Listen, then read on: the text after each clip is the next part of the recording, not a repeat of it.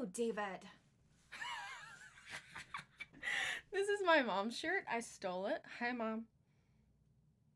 Hello, beautiful people. If you are new here, my name is Jo. If you're not new here, welcome back to my channel. It is so great to see you guys all here today with me. So today we are going to be ranking all of the books that I read because of BookTok. If you are like me and you watch a lot of BookTok, you might know some of these, you might not. I don't know your life. We have 20 things to rank today, so let's just go ahead and get started. So the first one that we have here is Flames of Chaos by Amelia Hutchins. I read this one quite a while ago. I've read the first 3 in the series. It is the 7 Realms series, I think. Legacy of the 9 Realms. So far off, Jordan. A lot of people do not like this story because it is a little bit irritating, but I really liked it for some reason. And I really want to reread it and see if I feel the same. But based on what I feel thinking about it, because it is so much fun, I'm going to put it in great because I think it's great. I had so much fun reading it. It was a lot of fun, but it is kind of like a hate to love situation due to some circumstances in the hero's past, and she does not write likable heroes, that's for sure. So the next one is Heart of the Fae by Emma Hamm. This is the first book in a series that I can't remember what the name is. This is a Celtic Beauty and the Beast retelling that I read recently. This cover is gorgeous, by the way. I have no idea where to put this though. Just based on this first book and my feelings toward it, because this first book I liked a lot better than the second one in this little duology. There's more in the series, but the first 2 in this series follow Sorsha and Eamon. Based on my feelings for this one, I think I'm gonna have to put it in good. The second one I didn't like as much, but I did like this first one a fair amount, so we're gonna put it there. The Unsealy Prince, I'm not sure how I feel about it. I've read all of the books in the series, and the main thing that I really liked in the series was the side characters. I don't really see the chemistry between the hero and the heroine, personally, for me. Also, within the series as a whole, there were a lot of times when the hero and the heroine were separated for, in my opinion, ridiculous reasons. This first book I liked, I didn't love. It's probably in the meh category. It's one of those series that is pretty forgettable unless I'm thinking about the things that I didn't really like about it. The Never King by Nikki St. Crow. This is the first book in the Vicious Lost Boys series. This is a reverse harem situation. I liked it. I had a lot of fun with it. It is a lot of smut, and I'm not crazy about reverse harems. I really loved it when I first read it, but the more that I think about it, I'm not sure. I did have a lot of fun when I read it, so I'm gonna put it in good. It's good. It's not great. It's not my favorite. But it's good. It's enjoyable. It's one of those quick reads that you can just pick up and fly through, which I really appreciate. The second book I liked more, but The Never King, we're just gonna put it in good. Yeah. I'm feeling that. Rhapsodic by Laura Thalassa. This I read because a lot of people were comparing it to Akamath, which I do agree with. There are a lot of similarities between this and Akamath, and actually there's another book on this list that I read because somebody said that it was like Akamath. This first book I think is the strongest book out of the series, so if we're just gonna be ranking this first book, I would probably put it in good, but if we're ranking the series as a whole, I might put it in meh, but since I have the first book on here, we're just gonna put it in good. Manacled by Sin Lin Yu, straight to the top, baby. Straight to the top. I remember I saw people talking about Manacled for months on my For You page, and I never picked it up because I was like, fan fiction? Ill. You know? Because when I think of fan fiction, I think of like After by Anna Todd, which I read when I was in middle school, early high school, and I just wasn't in the mood. Once I gave Manacled a try, I literally begged my friend Jenn from the Book Refuge to read this book, and I am so glad that I did, and she absolutely loved it. Everybody that she's gotten to read it has absolutely loved it. It is a gem. It is absolutely a gem, and we all freaking love it. So, Manacled, straight to the top. King of Flesh and Bone, I read. This is by, who is this by? I can't remember. I'm not good with names. If you don't know this already, I am not good with names. Liv Xander, baby, Liv. King of Flesh and Bone, I read because I saw a video where this girl was like, oh my gosh, he breaks her legs to prevent her from leaving. And then in the second book, he buries her alive to punish her, which he does. He does do that. This is the book that has non-con in it. It's one of those books where you have fun while you're reading it. I'm gonna put it in meh. I'm not sure how I feel about it. King of Battle and Blood by Scarlet St. Clair is, one that I read. I didn't even know it existed until I watched BookTok. From what I can remember, I really liked it. I'm gonna put it in good. Potentially great for the rest of the series. I'm very eagerly anticipating the rest of the series. But for now, we're gonna put it in good. Her Soul to Take by Harley LaRoe was not for me. It was not for me. The main character, Ray, just got on my nerves so bad. I just could not focus on enjoying the rest of the book. I originally wanted to push through and read the second book in the series, but I don't even know if I'm gonna do that. There is some CNC in there, so be aware of that. The Longing of Lone Wolves, I think is great. I think it is a great series. It is a post-apocalyptic story in which 2,000 years ago, a nuclear disaster happened that pretty much caused the beings that were able to survive to turn into fae. There's vampires, there's satyrs, there's wolves, werewolves, and we're following these women who were from that time previously, the time that, we're in modern time, and then they wake up in this new land 2,000 years later with all of these fae beings. It's really good. Pestilence by Laura Thalassa is a new favorite. The rest of the series I don't feel as strongly about, but this first book I was so surprised and I absolutely loved it. It is another post-apocalyptic book in which humanity has deemed themselves unworthy and the four horsemen are sent to Earth to kill all the humans and destroy the land.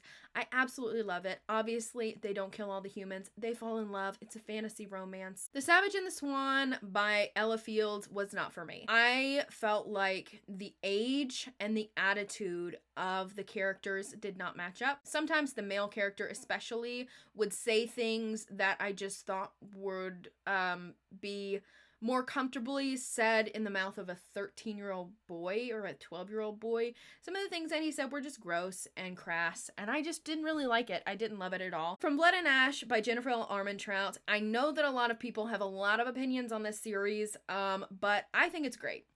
I've only read the first 3 books in the series. I have not read the prequel book or the most recent release, The War of Two Queens. But if we're just talking about this first book, From Blood and Ash, which is the book that I read because of BookTok, I absolutely loved it. I loved Hawk and I loved Poppy and I just had so much fun while I was reading it. The kind of experience that I had when I read ACOTAR for the first time is the same sort of experience that I had when I read From Blood and Ash. This is another book that I read because people were saying that it was like ACOTAR. It was written, I think, in the 90s, I believe. This is Daughter of the Blood by Anne Bishop. This is a trilogy. If you read this book, a lot of things that are in ACOTAR and ACOMAF, especially, are in this book. There are Illyrian mountains, there is the blood rite, there are winged creatures, it's all sorts of things that are in this book. But the one thing that I do want to say that I did not know going into this is that there is a really, really, really strong warning for CSA, and it's very graphic and it's very disturbing, and I absolutely hated that portion of it. This first book was pretty interesting, but it was so much darker than I was expecting it to be. For that reason, I'm just gonna put it in meh, because it was more disturbing than I was expecting. It was more than I wanted, and there is in this first book a hint at a relationship between a grown man and a child. She is a child at the time, but she does grow up and they have this sort of weird relationship. I don't know. I really liked the emotional aspects of it, dealing with the darkness. From what I remember, it was just painful to read. The Cruel Prince by Holly Black. If you watched my recent book unhaul, you know that I am unhauling these books. This series is not for me. I really did not like it. I bought The Cruel Prince back when it first came out. I read the first 90 pages, DNF'd it, and got rid of it. I rebought it and the rest of the series because of BookTok, because people were hyping it up so much. They were like, oh my gosh, enemies to lovers, it's spicy. I saw all of these amazing cosplays of Jude, and I was just like, oh Lord, I need to experience this. I need to be a part of the conversation. It's not spicy. It's not for me. I absolutely do not see the chemistry between Jude and Carden. I don't like Carden, I don't really like Jude, and I think they're supposed to be unlikable, but I like at least one likable character, or at least somebody morally gray. They're both morally gray, but they're just irritating to me. I didn't like them. Zodiac Academy, The Awakening, I think is great. I think that this story is so much fun. I really, really liked this first book. If you don't know, I'm doing monthly vlogs where I read the Zodiac Academy series one at a time. I am on the third one right now. I really like this story. I like the school setting. I like the bullies. I like the kind of sister aspect of everything. I just have so much fun being in this world, and it's such a light-hearted type of series so far, and I'm sure it gets a little bit more deeper and a little bit more gritty as the series goes on, but this first book was just so much fun. I mean, I'm a sucker for a magical school where they're learning how to do shit. Yes, ma'am. Yes, please. And of course, I fell into the Ice Planet Barbarians craze. I absolutely love this book. I want to own these new covers because they're so much fun. It's a new favorite. You cannot tell me that Ice Planet Barbarians is not fun. I think that this series is going to be one that I pick up again and again when I need something that is going to be super fast, super fun, super fluffy, super sexy, and it's just going to be super quick, super cubed.